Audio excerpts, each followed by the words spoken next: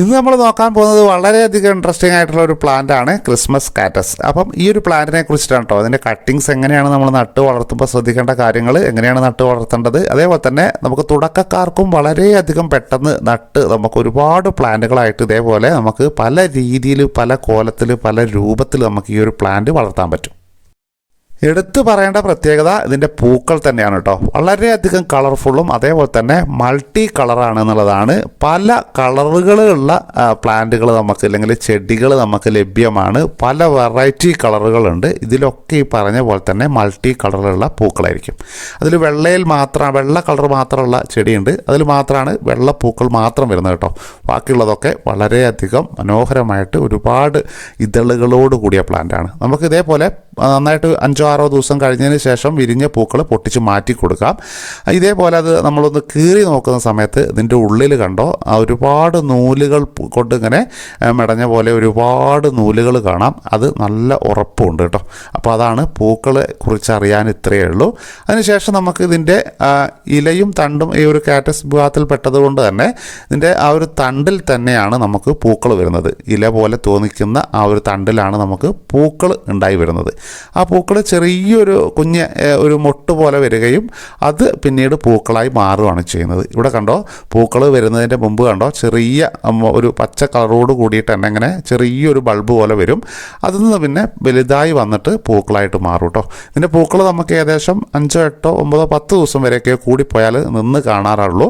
അപ്പോൾ അത് കഴിയുമ്പോൾ അത് കൊഴിഞ്ഞു പോകും. അതിനനുസരിച്ച് നമുക്ക് പുതിയ ഇത് കണ്ടോ, ഇതൊന്ന് തളിർപ്പുകളായിട്ട് ഇതിൻ്റെ ഒരു തണ്ടും ഇലയൊക്കെ ഒന്ന് തന്നെയാണല്ലോ, ആ ഭാഗത്തുനിന്ന് നമുക്ക് പുതിയതായിട്ട് വരും. അതേപോലെ തന്നെ ഒരു നന്നായിട്ട് മൂത്തൊരു തണ്ടിൽ നിന്ന് കണ്ടോ ചെറിയ ശാഖകളായിട്ട് അടുത്ത ഇല പോലുള്ള തണ്ടുകൾ വരും.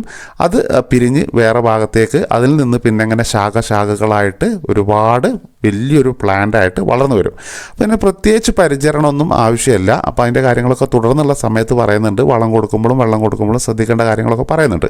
അപ്പോൾ നമുക്ക് ഈ ഒരു പ്ലാന്റിൻ്റെ രീതി ഇങ്ങനെയാണ്. അപ്പം ഇതിൻ്റെ കട്ടിങ്സ് എങ്ങനെയാണ് നടുന്നതെന്ന് നമ്മൾ നോക്കുന്നുണ്ട് കേട്ടോ. അതുകൊണ്ടോ ഇവിടെ നിന്ന് ഒരുപാട് ബ്രാഞ്ചുകൾ ഇതേപോലെ പൊട്ടി മുളച്ച് വലിയ പ്ലാന്റായിട്ട് വരും. അപ്പോൾ നമ്മൾ ചട്ടിയിൽ നടുന്ന സമയത്ത് നമുക്ക് മാക്സിമം ഇതിൻ്റെ കട്ടിങ്സ് കൂടുതലായിട്ട് കുത്തി കൊടുത്താൽ നമുക്ക് അതിൽ നിന്നൊക്കെ നമുക്ക് കണ്ടോ ഒരു ചെടിയിൽ നിന്ന് തന്നെ ചെറിയൊരു കട്ടിങ്സ് ഇവിടെ നട്ടതാണ്. ഇത് കണ്ടോ നമുക്ക് ഏകദേശം 6ഓളം ബ്രാഞ്ചുകൾ പുതിയതായിട്ട് വന്നിട്ടുണ്ട്. അതാണ് ഇതിൻ്റെ ഒരു പ്രത്യേകത. പെട്ടെന്ന് നമുക്ക് വികസിപ്പിച്ചെടുക്കാൻ പറ്റുന്നൊരു ചെടിയാണ്. പരിചരണം വളരെ കുറവ് മതി. പൂക്കളാണെങ്കിൽ അതിമനോഹരം കേട്ടോ. അപ്പോൾ നമുക്ക് ഈ പ്ലാന്റിനെ കുറിച്ച് കുറച്ചുകൂടി കൂടുതലായിട്ട് മനസ്സിലാക്കാം. ഇതിൻ്റെ വേര് എത്രത്തോളം ആഴ്ചയിലേക്ക് ആഴ്ന്നിറങ്ങി പോകുന്നുണ്ട്, ഏതൊക്കെ രീതിയിൽ നടുമ്പോഴാണ് നമുക്ക് നല്ല റിസൾട്ട് കിട്ടുക എന്നുള്ളത്. നല്ല ഈർപ്പം നിൽക്കുന്നതും എന്നാൽ പെട്ടെന്ന് ഡ്രെയിനേജായി പോകുന്ന, വെള്ളം വാർന്നു പോകുന്നതുമായ ഒരു പോട്ടിംഗ് മിക്സ് ഉപയോഗിക്കുക. വേര് കണ്ടോ, നമ്മൾ വെള്ള കളറായിട്ട് വളരെ നേർത്ത വേരുകളാണ്. അടിഭാഗത്തേക്ക് നമുക്ക് വേരുകൾ വന്നിട്ടില്ല. അതേപോലെ തന്നെ ആ നേർത്ത വേരുകളാണ് ഈ ഒരു പ്ലാന്റിന് വരുന്നത് കേട്ടോ. അതുകൊണ്ട് തന്നെ നമ്മൾ കൂടുതലായിട്ട് വളങ്ങൾ ചെയ്തു കൊടുക്കുക, കൂടുതലായിട്ട് തുടർച്ച വെള്ളം ഒഴിച്ചു കൊടുക്കുക. അല്ലെങ്കിൽ മറ്റ് പ്ലാന്റുകൾ എന്നും വെള്ളം ഒഴിച്ചു കൊടുക്കുന്ന പ്ലാന്റിൻ്റെ അടുത്ത് കൊണ്ടുപോയിട്ടത് വെച്ചിട്ട് നമ്മളല്ലാതെ മറ്റുള്ളവരൊക്കെ പൈപ്പൊക്കെ ഉപയോഗിച്ച് ഒരുപാട് വെള്ളമൊക്കെ അടിച്ചൊന്നും നനച്ചാൽ ഇത് അഴുകി പോകാനായിട്ടുള്ള സാധ്യത കൂടുതലാണ്. സാധാരണ രീതിയിൽ തന്നെ ഒരു കാറ്റസ് വിഭാഗത്തിൽ പെടുന്നത് കൊണ്ട് തന്നെ നമ്മൾ കൂടുതലായിട്ട് വെള്ളം എന്നൊന്നും ഒഴിച്ചു കൊടുക്കേണ്ട ആവശ്യമില്ല. വെള്ളം കുറഞ്ഞാലും ഇതിൽ പൂക്കൾ വരില്ല. അതുകൊണ്ട് കൃത്യമായ രീതിയിൽ ഈർപ്പം നിലനിർത്തുക. പോട്ടിംഗ് മിക്സ് എടുക്കുന്ന സമയത്ത് നമ്മൾ ശ്രദ്ധിക്കേണ്ടത് കാൽഭാഗത്തേക്ക് മണൽ, കാൽഭാഗത്തേക്ക് മണ്ണ്, കാൽഭാഗത്തേക്ക് ചകിരിച്ചോറ്, കാൽഭാഗത്തേക്ക് കമ്പോസ്റ്റ്, ഈ രീതിയിലുള്ള പിന്നെ ഒരു പോട്ടിംഗ് മിക്സ് ഒരുക്കി കൊടുക്കുക. ഇതിലേക്ക് വേണം നമ്മൾ കട്ടിങ്സ് നട്ടു കൊടുക്കാനായിട്ട്. അപ്പം ഈ രീതിയിലുള്ളൊരു പോട്ടിംഗ് മിക്സ് ഒരുക്കിയാൽ നമുക്ക് പെട്ടെന്ന് ഇതിൽ വെള്ളം ഒഴിച്ചാൽ അടിയിൽ കൂടെ ഡ്രെയിനേജ് നന്നായിട്ടുള്ളൊരു പോട്ടാണെങ്കിൽ പെട്ടെന്ന് വെള്ളം വറ്റിപ്പോയിക്കോളും. നമ്മൾ കട്ടിങ്സ് എടുക്കുന്ന സമയത്ത് ഈ 2 ഇലകൾ പോലെ കാണുന്ന ഈ തണ്ട് ഉള്ള ഭാഗം നമ്മൾ മുറിച്ചെടുക്കാനായിട്ട് ശ്രദ്ധിക്കുക. ആ ഒരു നോഡിൻ്റെ മുകളിൽ വെച്ചിട്ട് നമ്മൾ കട്ട് ചെയ്തെടുക്കാനായിട്ട് ശ്രദ്ധിക്കുക. അപ്പം 2 ഭാഗമാണെങ്കിൽ നമ്മൾ നടുന്ന സമയത്ത് ശ്രദ്ധിക്കേണ്ട കാര്യം, നമ്മൾ ഈ ഒരു ഏറ്റവും അടിയിൽ കാണുന്ന ആ ഒരു ഇല പോലുള്ള ഭാഗത്തിൻ്റെ ഒരു 1/4 ഭാഗം നമ്മൾ മണ്ണിലേക്ക് ഇറക്കി വെച്ചിട്ട് വേണം നട്ടു കൊടുക്കാനായിട്ട്. ഇങ്ങനെ ചെയ്താലാണ് നമുക്ക് ഇതിന്ന് വേര് പെട്ടെന്ന് വരുള്ളൂ. അതേപോലെ തന്നെ നമുക്ക് നന്നായിട്ട് വളർന്നും വരുള്ളൂ. അപ്പം ഒരു വലിയ ഇതുപോലെ 2 ഇലകളോട് കൂടി ആ ഒരു ഭാഗം പോലെ തോന്നിക്കുന്ന ഭാഗം കട്ട് ചെയ്തെടുക്കാനായിട്ട് ശ്രദ്ധിക്കുക. നമ്മൾ പോട്ടിൽ കുത്തി കൊടുക്കുന്ന സമയത്ത് നമുക്ക് എത്രത്തോളം സ്ഥലമുണ്ടോ അത്രത്തോളം സ്ഥലത്ത് നമ്മൾ കട്ടിങ്സ് കുത്തി കൊടുക്കുക കേട്ടോ. അപ്പോഴാണ് നമുക്ക് പോട്ടിൽ നിറച്ചും ചുറ്റുഭാഗത്തേക്കുമായിട്ട് നമ്മൾ ഇങ്ങനെ വെച്ച് കൊടുക്കുക. ഞാനിപ്പോൾ കുറഞ്ഞ കട്ടിങ്സ് മാത്രമേ വെച്ചിട്ടുള്ളൂ, വെറുതെ കാണിക്കാൻ വേണ്ടി നടുന്നതുകൊണ്ടാണ് ഇങ്ങനെ ചെയ്തത്. നിങ്ങൾ നടുന്ന സമയത്ത് കുറച്ചധികം പ്ലാന്റുകൾ നഴ്സറിയിൽ നിന്ന് മേടിക്കുക. വളരെയധികം കുറഞ്ഞ വിലയുള്ളൂ, 10-15 രൂപ കൊടുത്താൽ ജിഫി കിറ്റിൽ നമുക്ക് കിട്ടും. അത് നമ്മൾ കൊണ്ടുപോയിട്ട് വെച്ച് കഴിഞ്ഞാൽ പെട്ടെന്ന് വളർന്നു വരും. വെക്കുന്ന സമയത്ത് നമ്മൾ ഡയറക്റ്റായിട്ട് ഒരു 8 മണി വരെയുള്ള വെയിലൊക്കെ കൊള്ളിക്കുന്നത് നല്ലതാണ്. വൈകുന്നേരം 5 മണിക്ക് ശേഷം അധികം കഠിനമല്ലാത്ത വെയിൽ കൊള്ളിക്കാനായിട്ട് ശ്രദ്ധിക്കുക കേട്ടോ. നല്ല ബ്രൈറ്റ് ലൈറ്റുള്ള ഒരു സ്ഥലത്ത് വെക്കണം, എങ്കിലാണ് അതിൽ പൂക്കൾ വരുള്ളൂ. അതേപോലെ തന്നെ നന്നായിട്ട് വളർന്നു കൂടി വരുള്ളൂ.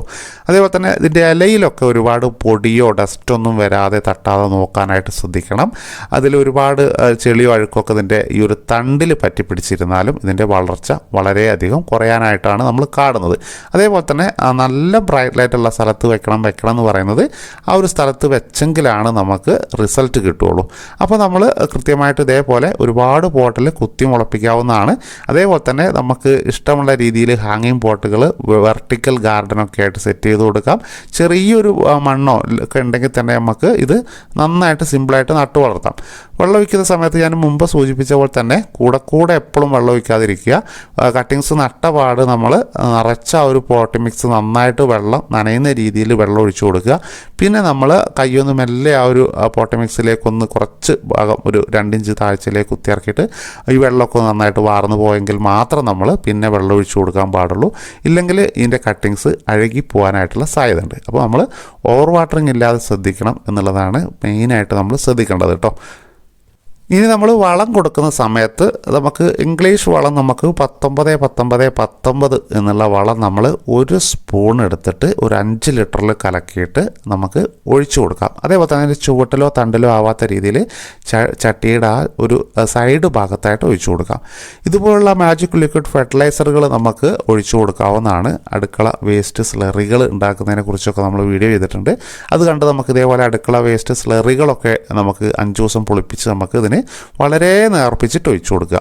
നന്നായിട്ട് ഞാൻ പറഞ്ഞു, വേര് വളരെ നേർത്ത വേരാണ്. ആ വേരിന് കൂടുതൽ പുളിപ്പുള്ളതോ അല്ലെങ്കിൽ കൂടുതലായിട്ടുള്ള വളങ്ങളൊക്കെ ഒഴിച്ചു കൊടുത്താൽ വേര് നശിച്ചു പോകും. അതുകൊണ്ട് തന്നെ ചെടി അഴുകി പോകില്ല, പക്ഷേ ഇതിൽ കൂടുതൽ പൂക്കൾ കിട്ടില്ല. അപ്പോൾ പൂക്കൾ കൂടുതൽ കിട്ടാനായിട്ട് വേര് നല്ല സ്ട്രോങ്ങും ഹെൽത്തും ആയിട്ടുള്ളത് വേണം. എങ്കിലാണ് നമുക്കിതിൽ കൂടുതൽ പൂക്കൾ ഉണ്ടാക്കിയെടുക്കാൻ പറ്റുള്ളൂ കേട്ടോ. ഇവിടെ ഈ കാണുന്ന പോലെ വളരെ നേർത്തതാണ് വേര്, ഞാൻ മുമ്പും പറഞ്ഞിരുന്നു. അതുകൊണ്ട് തന്നെ വെള്ളം കൂടുതലായി പോയാലോ വളം കൂടുതലായി പോയാലോ പ്രശ്നമാണ്. അതേപോലെ തന്നെ ഡയറക്റ്റായിട്ടുള്ള കുറേ നേരത്തെ വെയിൽ തട്ടിയാലും ഈ ചെടിയിൽ പൂക്കൾ കുറവേ കിട്ടുള്ളൂ.